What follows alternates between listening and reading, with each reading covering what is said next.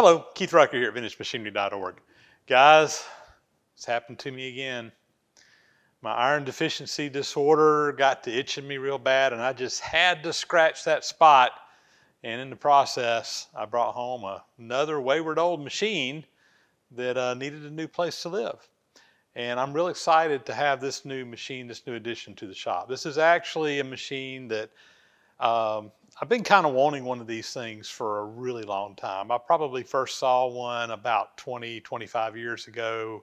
A friend of mine actually had one in his shop, and it's just a really cool machine. That's the bottom line. Do I really need it? I'm not sure that I need it. Can I use it? You better believe I can use it, because this thing is really versatile and can do some really cool things that a regular milling machine cannot do. And what this is a Kearney Trecker Model 2D. It's what they call a rotary head milling machine, or some people call them a die maker's milling machine. And it is a little bit of a specialty tool that has some specialty features in it, like I said, that allow you to do some really cool things. You know, the way I kind of like to think about this machine is this is the machine that the guys would use to do all the really cool stuff that you really can't do on a regular manual mill back in the day before they had CNC. So this would just do all kinds of crazy profiles and crazy, pockets that it could mill out, all kinds of stuff, all done manually, all done without a computer on a machine just like this. So I'm really excited to have this in my shop. So let's give you guys a quick tour of it, show you a few of its features.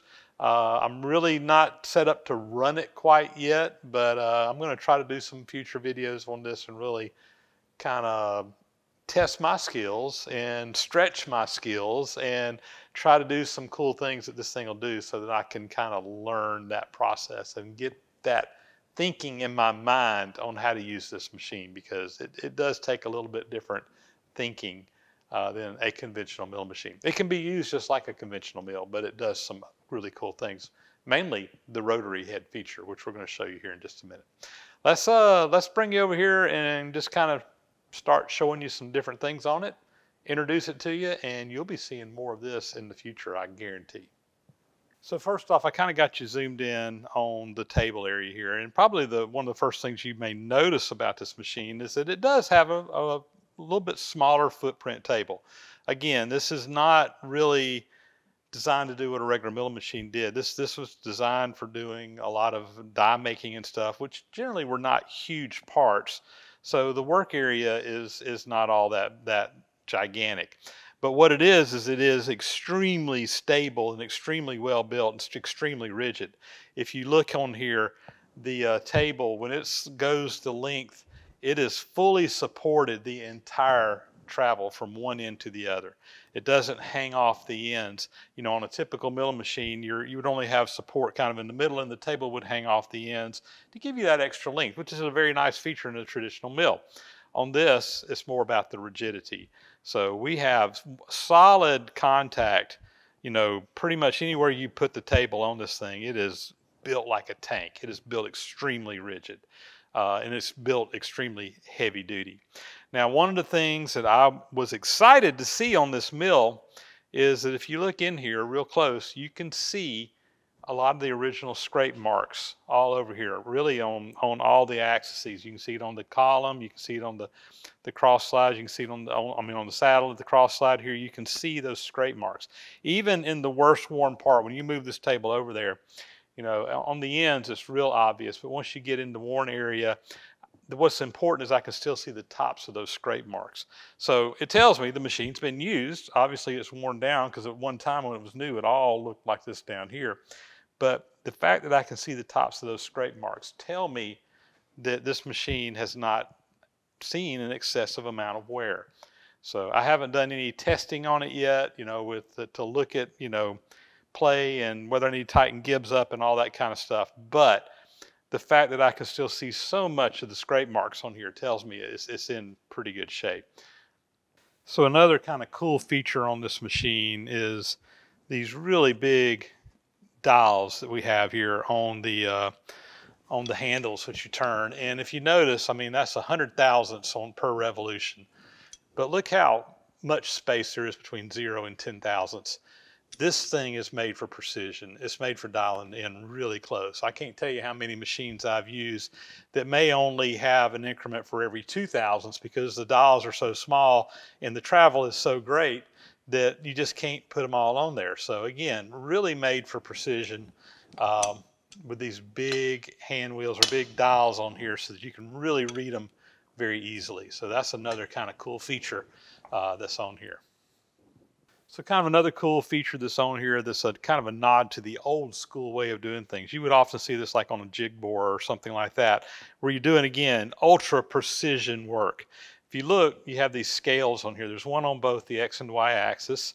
It's got the inches in there with the increments, but there's also this little V groove in here. It looks almost like an inverted V-way.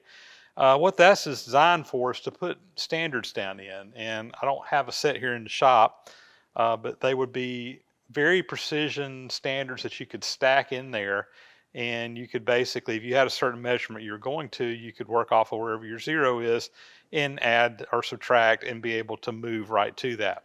Now these covers on the end, these actually have dial indicators in them. These are Starrett dial indicators. They measure in 10 thousandths of an inch. So, you know, that 0 to 1 right there is 1,000th of an inch. You got 10 increments in between. Again, a big dial where you can really see the indicators work. They're a little sticky. I need to probably send them off to my buddy Mark Rotowski and let him rebuild those just to be on the safe side. But this was kind of the way of doing precision measurements back before the days of a digital readout like we have now. And they were extremely accurate. Like I said, you could easily read down to a 10,000th of an inch. You had nice visual indicators going on here that you could work off your measurements and just read right off of a scale and then read the precision stuff depending on what standards you had in here. So just kind of a neat way that they used to do things a long time ago. You know, this machine will probably end up getting a digital readout put on it because it's just so much easier than using the old school way of doing things, but it's nice to still have all that stuff intact and have that option to use it if I so want.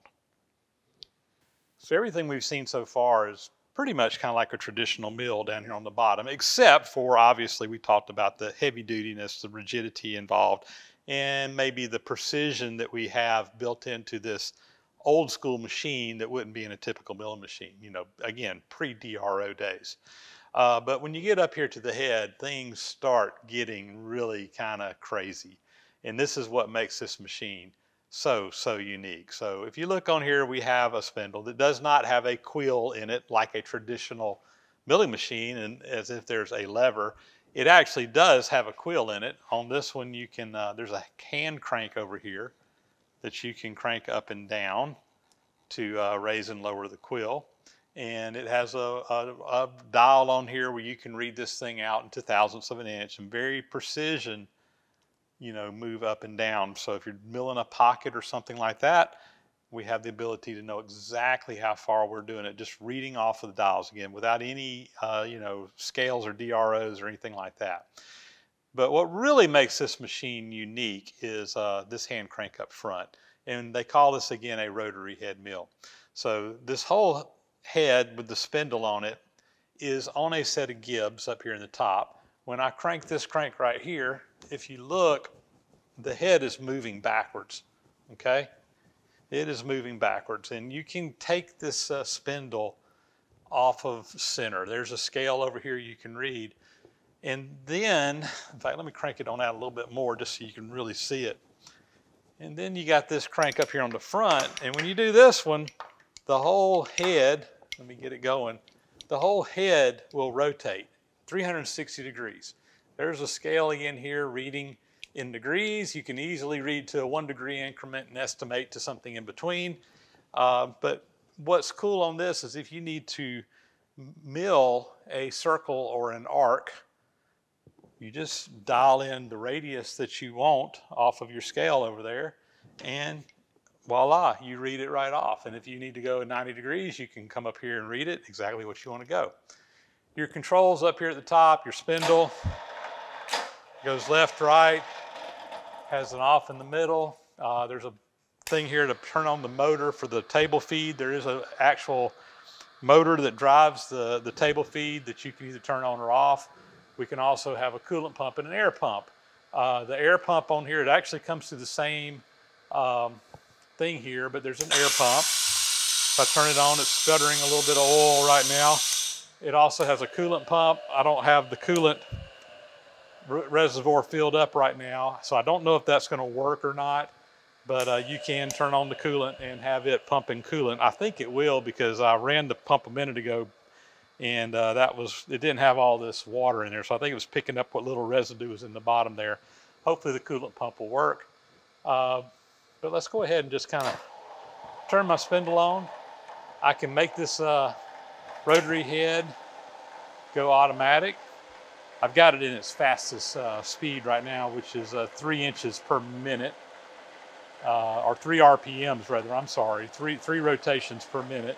I go down to 1/5 of rotation per minute to 3 RPMs based on this feed box over here, and there's a motor that's powering that. So we'll bring it back around to, let me bring it back around to 0 degrees. So if I need to mill an arc, I let it mill. Okay, I'm coming back around to 0, and I can just dial that right back in. If I need to change again the how much of a radius I want, I just crank that in. It also has power feed on the up and down, so notice the quill's going down, quill's going up. That's backwards from what the tag says. Interesting. Everything else is running in the right direction. I may need to change the leads on that motor on that. I'm not sure how that's doing. Anyway, I just noticed that. Talking to myself. But all this stuff is built right into this head. It's just really cool, all the really neat things that you can do with this. And using this setup, you could do, again, some crazy, crazy stuff that you really just can't do with a normal milling machine. This machine came, as I got it, with a little bit different spindle on it than what it was normally on this machine, and I haven't had a chance to get in here and tear this apart yet, but I think, well, I know that what this is on here, this is just an ER40 collet holder that's on here, but I think that this is mounted just directly up to the old original spindle that was on here. So Kearney Trecker basically had a modified 30 taper collets that would fit into this particular head. It didn't have a drawbar in the top like a typical 30 taper collet would look like. The 30 taper collet, in fact, I'll show you one. This would be a traditional 30 taper collet right here. This one has got a drawbar stud on it where it was used on a CNC machine. Or you could just have a manual drawbar that goes through there. The early machines actually used a drawbar that came through the top, but later on they just went to a design where you put this up into the spindle, and there's a cap here on the bottom that on the modified versions you could drop down over a little groove, screw it in there. These would capture inside of some locks on there, and you would tighten the collet up from the bottom using this cap. Like I said, this has got this ER40 collet holder in here. I think, and like I said, I just haven't done it yet, I think that this will unscrew, and this was just kind of an off-the-shelf adapter that you could put on here to put more modern collets in this, because these are special collets that K&T had on here. They actually had these little 40 taper collets that look like this right here, that would fit up in there. It didn't have the tang on the top or anything, but again, you would tighten them up from the bottom. Actually, you would use this one here. You would tighten them up from the bottom, and it would tighten that collet up in there.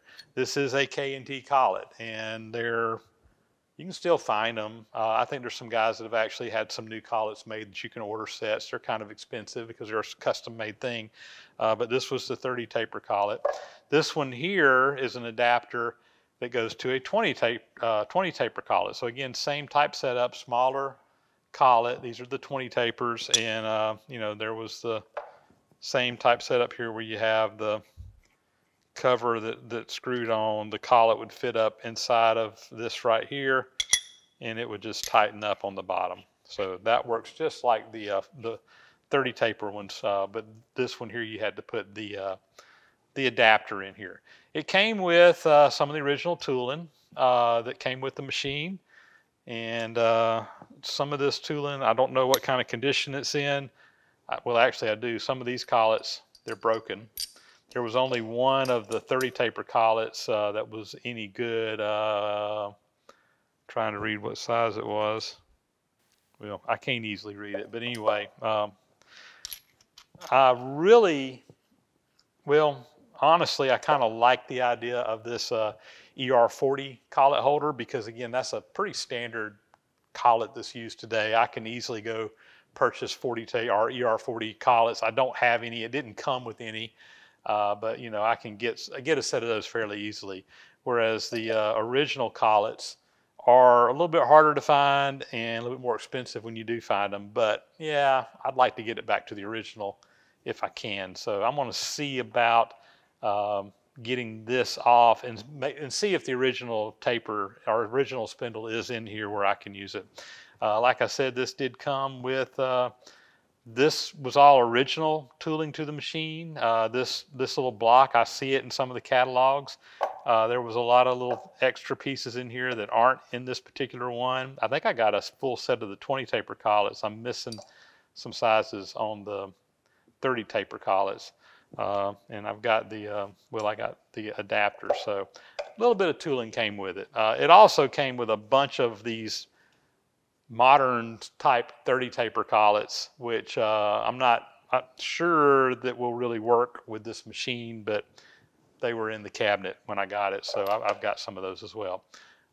More exploring on the spindle a little bit later on. Hopefully we can get it back to the original. At least I kind of hope we can. Just kind of looking here at the other side of the machine, and I can't get my camera back any farther to get a wider view, but you can kind of see what's going on. There's a motor here that powers a gearbox, and you can change the speeds here. This adjusts the speed of the rotary head. There is a motor and a drive box here, and again, there's the little dials down here on the front, very identical to this practically, where you can change the speeds for your tablecloth slide. Some of these machines came with a power on the up and down on the Z-axis. This particular model does not have the power lift on there. I think there were, some of them came shipped from the factory with that option. I think there were some aftermarket options you could put that on there, but this machine does not have that particular feature. Over here on the side, there is this nice little door that opens up, and it's a little storage compartment for your tooling and stuff. So that's kind of a neat little feature in here, to have that door on the side. There's also conveniently a step down here. Can you see that? Built right into it. To change the speeds of the head, you have to raise this lever up on the top, and there's some belts and some adjustments in there that you can adjust, but it's kind of convenient. There's a handhold cast right into the casting right here, and you can just step right up here to be able to get up there and do your adjusting. So all that's built right into the machine. So it's really kind of a well thought out, well designed machine. So this machine did also come with the option for a bunch of attachments that could hook up to the spindle, and unfortunately my machine did not come with any of the attachments. I wish that it had, because there's a couple of these that would really be handy to have.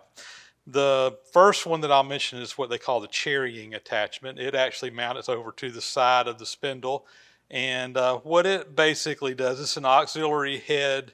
It's an auxiliary head mounted at 90 degrees to the rotary head of the machine. It makes possible the cutting of arcs and angles from 0 to 360 degrees in the vertical plane. So it can go about 2 inches deep. So if you got a hole that's going down and has a radius in a bottom in it or whatever, you could use that cherrying attachment to cause that cutter to go down at a certain arc and come back up. And that would be a really cool attachment to have. They also have what's called the universal milling attachment. That was kind of a secondary spindle that you could mount over here to it, and you could rotate this spindle to whatever angle you wanted to, put a cutter in there, and it looks like it even had a little bit of a quill movement to go up and down. So I'm guessing that's what that handle up there does. There's a right angle head down here that just for doing, if you got a piece that's standing up and you need to come in and mill from the side without having to take your work off and rotate it, you can use that 90-degree head. And then there's also a cornering attachment. This is basically like a shaper head. So basically it just goes up and down. You can put a single point cutter in there and, mill out whatever or cut out whatever, really kind of make it almost like a shaper type action. So if you need to cut a keyway in something or a notch or something like that, you could use this particular head here. So anyway, I'm in the lookout for any of these attachments if I can find them. How did they use this machine? There's actually a pretty good video that's out there. I'll see if I can put a link to it. It's actually an old Kearney Trecker training movie video from probably the 1950s or something that talks about how they did a lot of this stuff. But the way that you would use this machine was very similar to the way that you would draw a drawing, an old school drawing, with the T-square. And if you're like me and you're old enough and got gray hair, you learned how to do drafting in probably high school or whatever, where you did everything with a pencil and a square and a compass. And it's the same type thing. If you draw that line in the drawing up here, you're making this piece across the top, you just put it in there, cut across. Then we got a corner over here, it goes up and down. And you notice we do that. We cut the angle over here, and yes, we can actually cut this thing at an angle. There's a way to do that. I'm trying to remember now how to do it, but there is a way for us to actually do that on this machine, so you can cut it at an angle. Once you kind of got all those done, you would go in and you would cut your arcs, your radiuses. And this is an example of a die here. It's got all kinds of internal, external radiuses that it cut. They got the bosses in the middle where they went around, got the outsides here feeding down. And if you notice here, you got that radiused out scoop in the bottom of that. They use the cherrying head to do that. So you could really do some pretty cool things. And the way that you lay this thing out to work it, again, is just like you would draw it. Now in the day of CAD, people probably don't understand the process of drawing something. But back in the day when this was the standard way to draw something. If you could draw the drawing and you understood how to draw a drawing, which most machinists would learn drafting, it was real easy to kind of go over here and use the same train of thought to do your work on this machine. And we'll just do a couple of more examples here of some projects, using this type of setup. So here's one where they had a little offset plate, and we needed to mill a little radius out here on the end of that.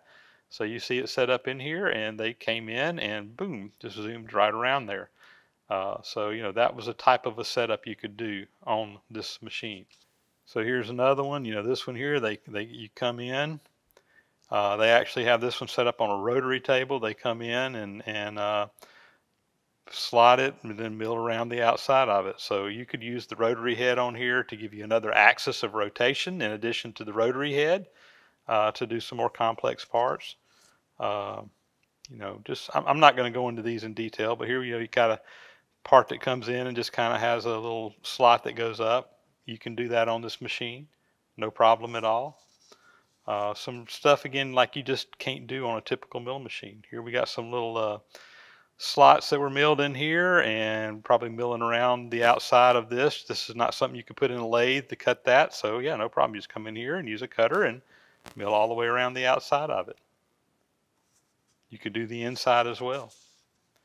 Here's an example where you got a little D-shaped detent. So they started with a part. They come in here, they cut in, cut all the way around, come back out. And you can see there's the finished part, and there's the little pieces that they cut out of the top and the bottom. That looks almost like the collar that we showed a while ago that screws up on this machine to hold the collets in. Let's see, we already showed that one. Just another example of a flange here that they're able to come in and do all the operations on. So very versatile machine. Can do an awful lot of different types of milling operations. And again, if you really want to get your mind blown, like I said, I'll put a link to that training video down below. It gets pretty pretty in the weeds and pretty technical, pretty quick, but you can really see the kind of work that could be done on a mill like this. Well, there you go, guys, a little quick introduction to my new toy that I'm going to really enjoy getting an opportunity to play around with. I'm a huge fan of the Kearney Trecker machines made up in Milwaukee. Really heavy-duty machines, very well-built stuff, made to last multiple lifetimes, and it's, so many of these machines have lasted multiple lifetimes. You know, in all honesty, in today's world of CNC machining, this machine would be obsolete. Nobody's going to probably take the time and effort, or maybe not nobody, but most shops aren't going to take the time and effort to really learn how to use a machine like this. But I'm a manual guy. I have nothing against CNC, guys. It is the way of the future, and for mass production, that's the way we need to go. But my whole thing is I like to look at how we used to do things in the manual way. I want to preserve as much of that mindset and technology as I can. And yes, a machine like this, I think, still does have value and use in a job shop, or a shop like mine, where I am very seldom making more than one or two of a single part. I'm coming out here and I'm making singles, maybe a couple of parts or whatever, for doing restoration work, doing repair work, etc., making obsolete parts that you can't find anymore. And very often I can crank a part out on a manual machine, a single part out on a manual machine, much faster than someone can do it on a CNC machine, when you consider the time it takes to draw it into the machine, program your machine, test out your program, go out there and cut the machine. And then too, when you look at the lost time on that machine, where it could be cranking out, parts in production, very often it doesn't make sense to take a CNC machine down off of a job when you can just go do it on a manual machine and be done with it, and probably as much time as it takes just to draw it out. So in my shop, a machine like this, I think, does have value. In a job shop, I think it has value, and I'm going to really look forward to starting to learn how to do some of the stuff that was done by the old timers on this machine. Back in the day, this was a go-to machine, and these were very special machines. These were probably, some of the best machinists out there would have been using these types of machines. They did incredible precision work on them, incredible intricate work on it, making a lot of these dies and things, very specialty work. Again, they're not really made for production work. Most of the time when you're working on a die, you're not making 10 or 20 of them or 100 of them. You're making one of them. So again, I think that's where a machine like this has some value. And again, I'm looking forward to the challenge of learning some new stuff and being able to do some stuff on this machine. And you guys will get to come along for the ride. So there, I have droned on enough about my new toy. I'm really excited about it. And yeah, as we move forward, you'll probably see this machine getting used, and probably even get to see me learning how to use this machine and some of the trial and error that I go through. I'm real tickled that it's in decent shape. I can't say the paint's perfect. I don't think this is the original paint. I think this was painted at some point in time, and it is peeling off in a couple places. But all in all, cosmetically, it looks pretty good. Mechanically, it looks like it doesn't have a whole lot of wear. When I bought this machine, I found it down in Florida. The guy who I bought it from, he had it in storage for about 7 or 8 years. But thankfully, before he put it in storage, he coated all the bare metal stuff down with a Cosmoline type product.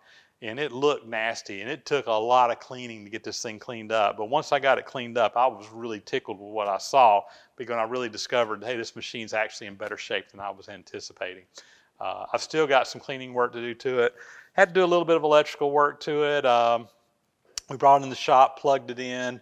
The first thing I did was started checking to make sure that it was wired for 220 volt 3-phase, which I was told that it was, but I don't ever trust anybody. When I opened up the cabinet, it said 440 volts, and I'm like, oh boy, do I, put a transformer on this thing and step up my voltage, or do I go in here and change all the wiring on all the motors and change the motor heaters and all that out?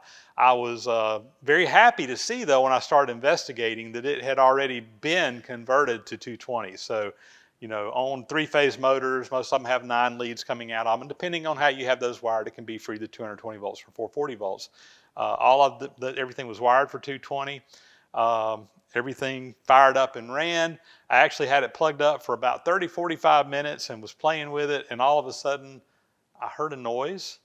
I noticed that the lights went out on the machine, and then I looked around and saw smoke coming out of the electrical cabinet. Well, I, of course, pulled the power plug on it, disconnected it from the power, opened it up, got out my little infrared thermometer trying to figure out what had blown up. And it was the transformer, the control transformer. It just died. It was working perfectly. I had checked it begin with to make sure the voltage was right going in and coming out. Everything checked out. I think it was just so old and this machine had set for so long that some of the insulation inside that transformer had just deteriorated. And when I fired it up and it got a little warm, it shorted out. So I had to replace the transformer. It blew a fuse, had to replace a fuse. But once I got all that squared away, it seems like it's back up and running like it should be. So a little bit of work in there, but no big deal. Was happy to find out everything was already set up for 223 phase, which is what I'm running in my shop.